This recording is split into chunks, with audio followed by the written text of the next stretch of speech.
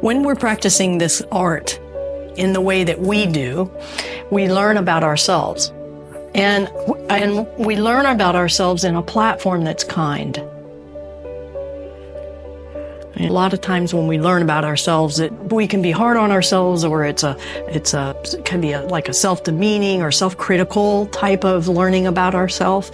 But this puts it in a very kind platform, so that you're like, oh, I realize that about myself, and you're expressing it in your movement or when you touch hands with somebody. And then it allows you to make those changes, because as I've said all along, as we change the way we move, it changes our chemistry, and it changes the way we process things. Mentally, physically, emotionally, spiritually. It reduces that period of time where we get upset about something, and how much that has an impact on us. So I had a very, very challenging situation. Honestly, I reflect back on how I handled it, and I have no idea how I handled it in the way I did. And because 10 years ago, I wouldn't have been able to. Wouldn't have been. Not that I would just internally handled it completely different. It would have been really challenging. And it would take me a long time to get over it. But I handled it in the moment, and I look at it and I'm not sure how I did, but it had to be Tai Chi. It had to be the work that we do.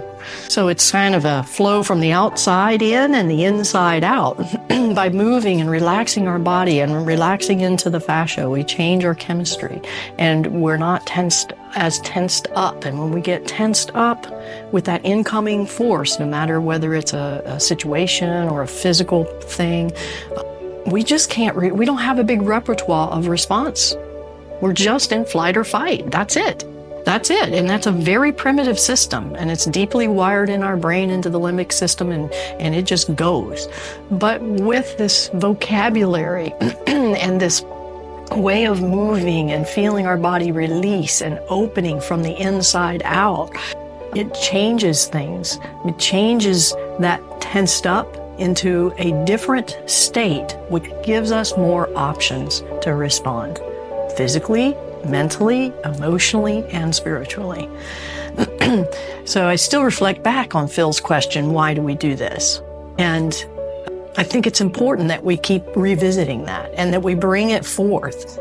Yes, we do it to reduce pain. Yes, we do it to increase our balance and improve our balance and our flexibility and our strength. But there's also, it brings a whole nother realm of things.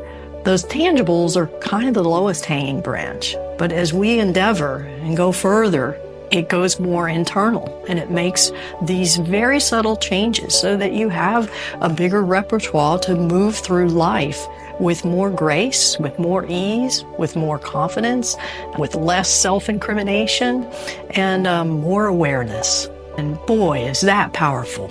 And so that I hope to bring to you every day in our class, that when you do a form, that it feels different today than it did a year ago, hopefully. And you experience it differently. And then when you're experiencing it differently, you're learning more about yourself in a physical way, but it manifests in other ways as well. So, thank goodness for Tai Chi and Qigong, huh? Okay.